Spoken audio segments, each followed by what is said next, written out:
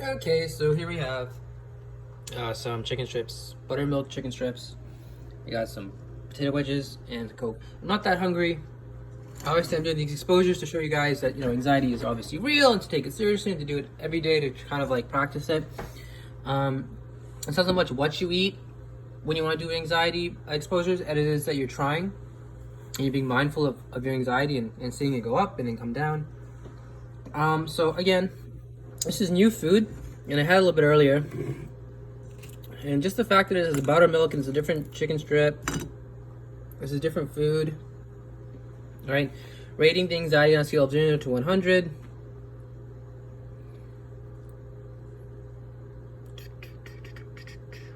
I'm gonna go with 1. Next thing I do is just to obviously, expose myself to this fear of choking.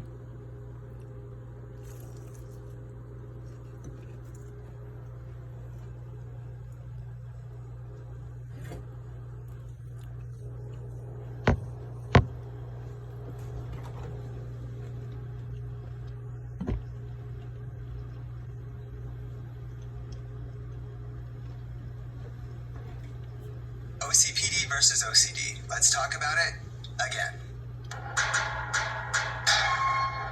Hey YouTube, I'm back again. I really miss having a more or less regular upload schedule like at the start of this channel, but hey, at least I'm still here and I'm continuing to try and grow the channel. And speaking of which, why don't you go ahead and hit that subscribe button right now while you're at it.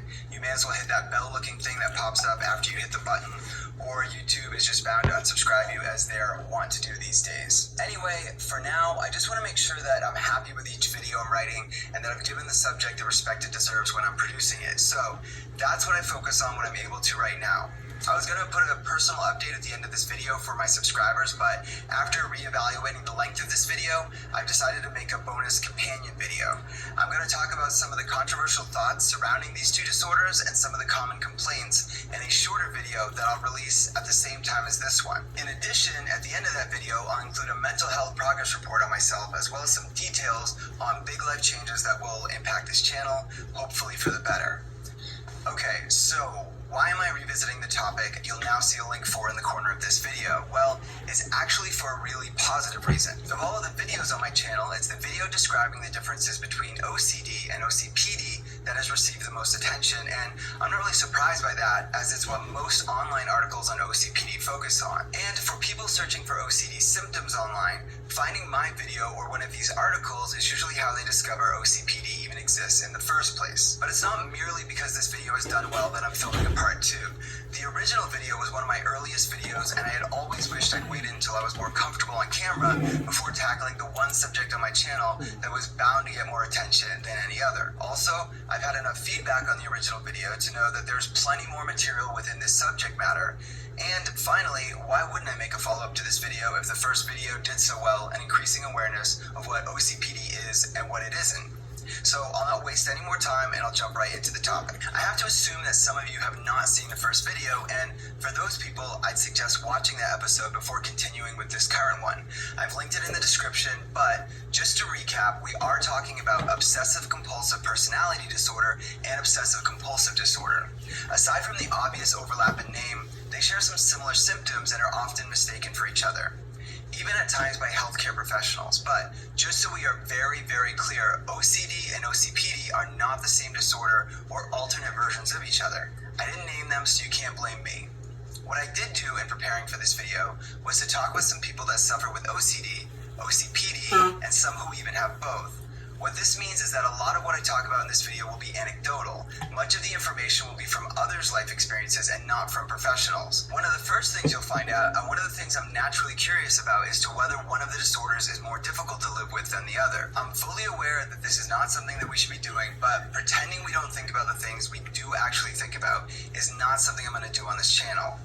I'm wondering, you're wondering, and so I asked. Now, I don't have a preconceived notion as to which disorder Sorry guys, sorry. is going to be harder to live with. And as there are levels of severity to both, you're always sort of comparing oranges to bananas. But for those that suffer with both, even they went back and forth trying to figure out which had a greater negative impact on their lives. But before we go too much further down this rabbit hole, let's back up and take a more clinical look at the two disorders for a minute. OCD, or obsessive compulsive disorder, is the one that you're going to be familiar with, unless you've been living under a rock, a gross, dirty, and unorganized rock. OCD even comes with its own catchphrases such as, "That's just my OCD," or "I'm so OCD." By the way, I like to digress in my videos, probably a compulsion, and so I'll do that here. I'm of the mindset that nothing in life should be taken too seriously. I'm also of the mindset that no subject is so serious one can't joke about it. Laughter is actual medicine, and I don't go around policing other people's words and thoughts. However, there are other people that think differently. If you are someone that tries to always take other people's sensitivities into account, some people with OCD find it absolutely offensive when you make light of this disorder or claim to have OCD or the symptoms when in fact you do not, and what you really are is just anal retentive or particular or quirky. And while there's nothing wrong with that, you aren't living with a mental disorder that constantly interrupts and halts your ability to live a productive and normal life.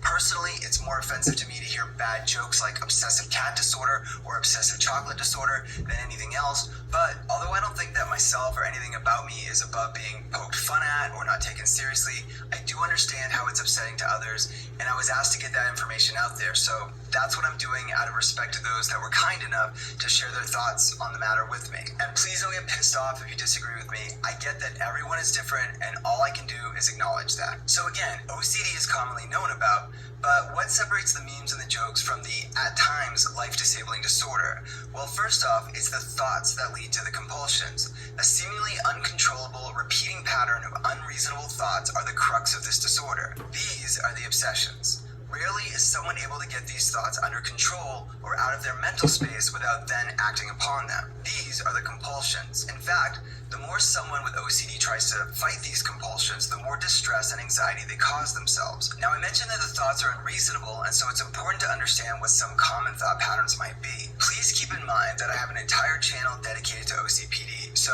I'm really only scratching the surface of OCD here. But to start, you can group much of the thoughts into these categories: fear of contamination, needing things orderly and organized, harming yourself or harming others, and thoughts that are unwanted, such as religious or sexual thoughts.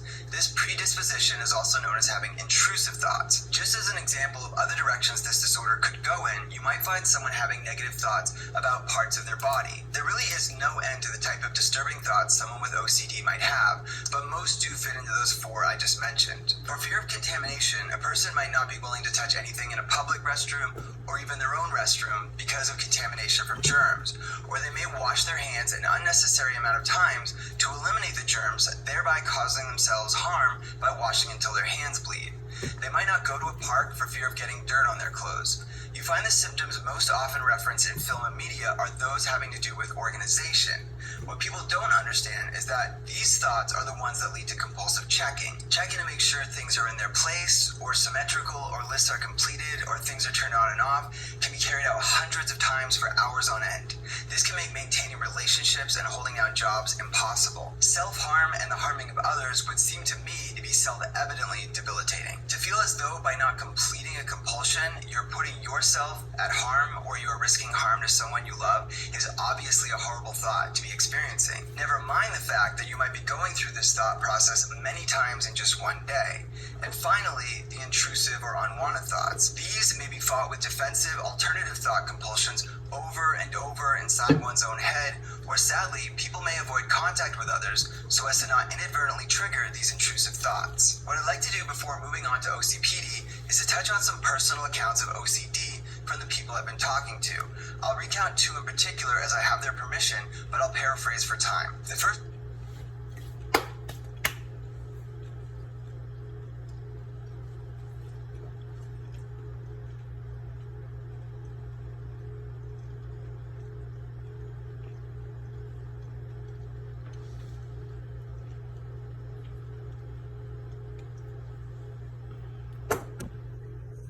couple things I just want to mention. You're staring at the food thinking, oh, he barely ate anything. Guys, I undercooked the chicken. I don't know if you can see it from here. It's undercooked. I guess I only put it in the fryer for only 2-3 minutes. I was supposed to put it in for like 5 or something. So I tried to eat some of the wedges. Full disclosure, I ate earlier as well. I'm beginning to eat, kind of like 1.5 times a day. It's like one time and then maybe like every 2 days I'd wake up and like just munch for a bit. Get some chips, get some cheese, get a muffin. Like I had a muffin earlier, I had some chips, I had some cheese.